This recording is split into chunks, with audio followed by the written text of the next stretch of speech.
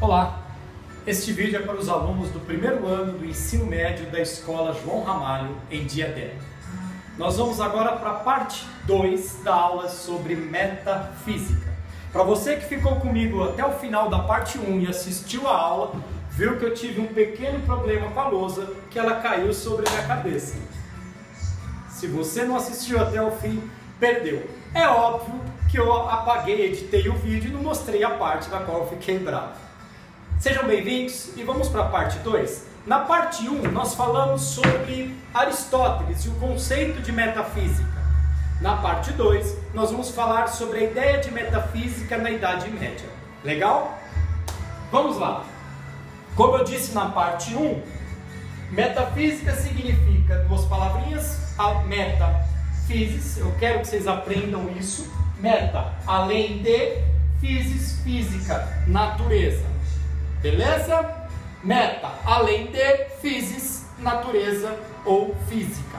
Isso quer dizer que metafísis quer dizer aquilo que é além da física, aquilo que vai além da física, e é óbvio que nós vamos falar de coisas muito mais profundas do que isso.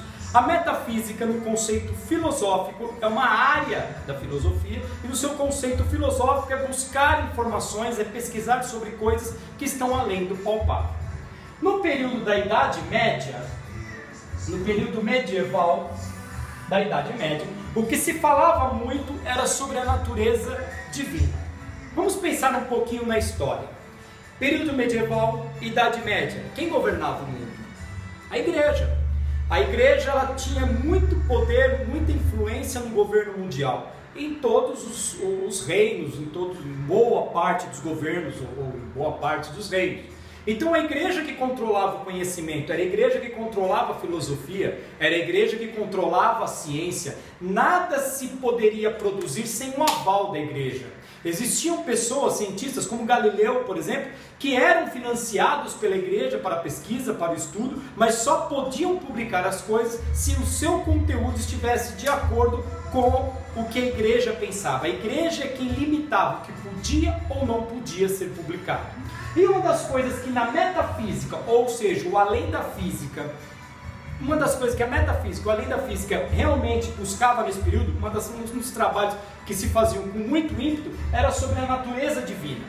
Durante a Idade Média, os filósofos da época eram teólogos, eles eram padres, além de estudantes de filosofia e de outras ciências, eles eram teólogos. Então nós temos, por exemplo, Santo Agostinho, Santo Anselmo, São Tomás de Aquino, são grandes pensadores dessa época, do período medieval, que construíram suas filosofias, e parte da sua construção, parte da filosofia deles, está pautada na área da teologia e da metafísica, buscando a natureza divina.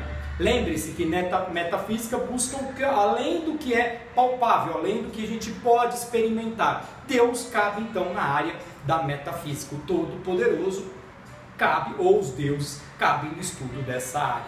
Beleza? Bom, Santo Agostinho em particular eu gosto muito dele. Não menosprezando os outros, os textos dele são muito bacanas, mas o Santo Agostinho ele tem uma defesa de uma tese muito interessante. Sempre buscou-se provar a existência ou a inexistência de Deus, tá? Para os ateus, eles questionam os cristãos para que eles provem a existência de Deus, e os cristãos são incapazes de fazer tal coisa, não conseguem provar a existência de Deus, a não ser através de um discurso filosófico ou de um discurso teológico. Para os cristãos, eles querem que os ateus provem então a inexistência de Deus. Algo também que não é possível, eles tentam fazer, mas também não conseguem através da ciência. Não existe prova da existência ou inexistência de Deus. Santo Agostinho, ele trabalha muito bacana essa ideia, porque Platão, ele dizia sobre a verdade. Ele falava sobre o que é a verdade. E quando eles discutiam, Sócrates já vinha trabalhando esse conceito de verdade, e Platão vem logo depois dizendo que a verdade é algo que está acima da mente humana. nós não conseguimos compreender a verdade, nós não conseguimos compreender a verdade de fato, a verdade num todo, a verdade num total. Nós temos as nossas verdades, as verdades têm as suas variáveis.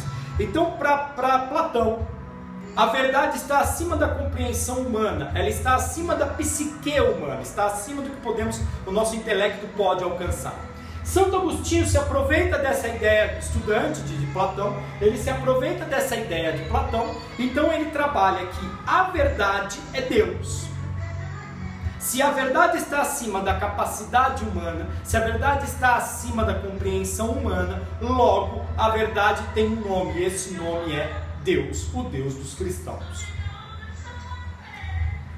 Se ele está certo ou errado, não cabe a mim dizer, o seu professor de filosofia. Como estamos acostumados em sala de aula, eu só represento e apresento aquilo que a história conta. Eu não tomo partido nas salas de aulas. E aí nós discutimos. Eu sempre sou contra o que vocês falam, na intenção de aprimorar a capacidade que vocês têm de refletir e buscar argumentos para defender aquilo que vocês acreditam. Bom, Santo Agostinho tem uma grande sacada e vai trabalhar a ideia e prova a existência de Deus através de um discurso filosófico. Beleza? Bom, o que se estuda no período medieval é a natureza divina, mas eles encontram um problema. Deus, ele tem, segundo os cristãos, ele tem alguns atributos. E um desses atributos é a onisciência. Um dos outros atributos que a gente pode colocar para Deus seria o eterno. Ele é eterno. Segundo os cristãos, Deus é eterno. Ser eterno é diferente de eternidade, porque eternidade existe um período. O eterno é aquele que existe antes da eternidade, é o criador da eternidade, segundo a tradição católica. Ele existia antes que tudo houvesse, e ele vai continuar existindo, mesmo depois que tudo se acabe, de acordo com essa tradição.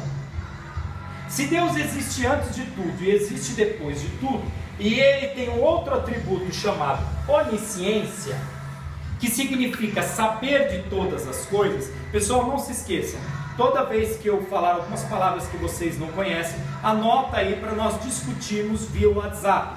Todas essas aulas nós vamos discutir, tirar dúvidas no WhatsApp, no nosso grupo de filosofia, legal? Então, a onisciência é um dos atributos de Deus.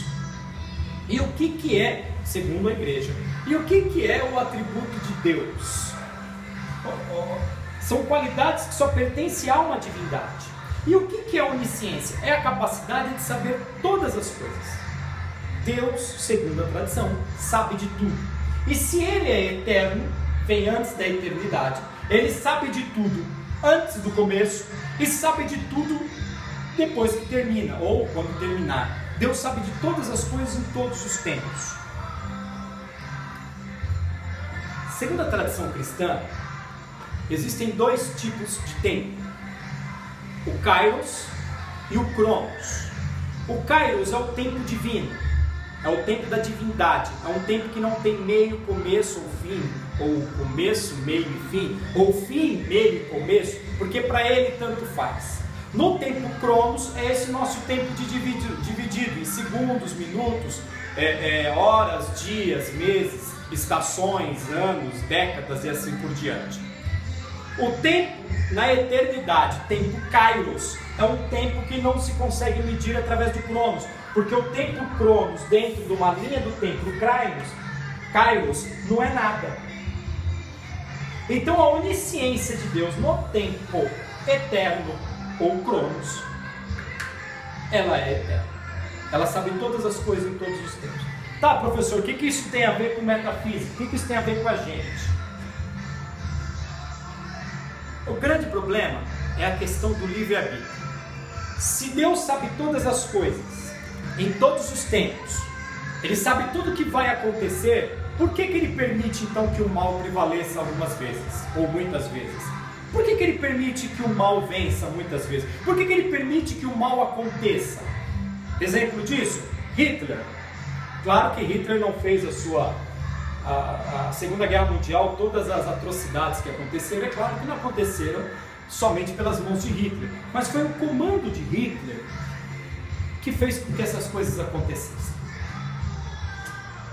Se Deus soubesse, ou melhor, se Deus sabia que Hitler cometeria tais calamidades com tantas pessoas, milhares de pessoas, talvez centenas de milhares, se Deus soubesse que tanta gente sofreria na mão do povo nazista, mediante o comando de Hitler e outros homens, por que Deus permitiu que Hitler se tornasse adulto? Por que Deus não permitiu que Hitler morresse no parto? Ou porque Hitler não morresse na infância? Ou porque não fosse acometido por uma doença? O coronavírus está aí, matando tanta gente boa, tanta gente inocente. Por que um homem tão perverso permaneceu, se Deus sabia? A resposta para isso é o livre-arbítrio. O que é livre-arbítrio? Liberdade de escolha. Uma questão que os filósofos e teólogos da Idade Média têm que resolver é sobre a natureza divina. Dentro do campo da metafísica, é esse embate entre Deus, entre o bem e o mal. E uma das respostas que ele tem para que Deus, sendo onisciente, permitir que a maldade continue, é o livre-arbítrio. O livre-arbítrio, a liberdade de escolha do homem. O homem tem a liberdade de escolher o que ele vai fazer. Ele tem a liberdade de fazer o certo e o errado. E isso não importa as consequências. Deus não pode interferir no livre-arbítrio do homem, porque é um direito dele, dado por Deus. É meio maluco isso.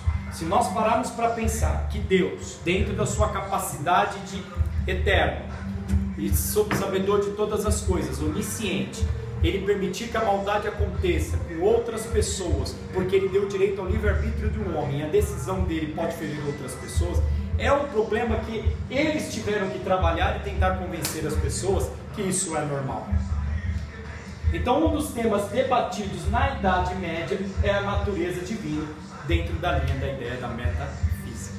Legal? Pessoal, vamos para o grupo do WhatsApp, vamos debater sobre isso aqui, vamos conversar, vamos falar sobre isso também, a ideia da livre-arbítrio, onisciência. Vamos lá, vamos discutir e vai ser muito bacana. Um abraço para todos vocês e tem mais uma parte dessa aula ainda, o vídeo 3. Abraços!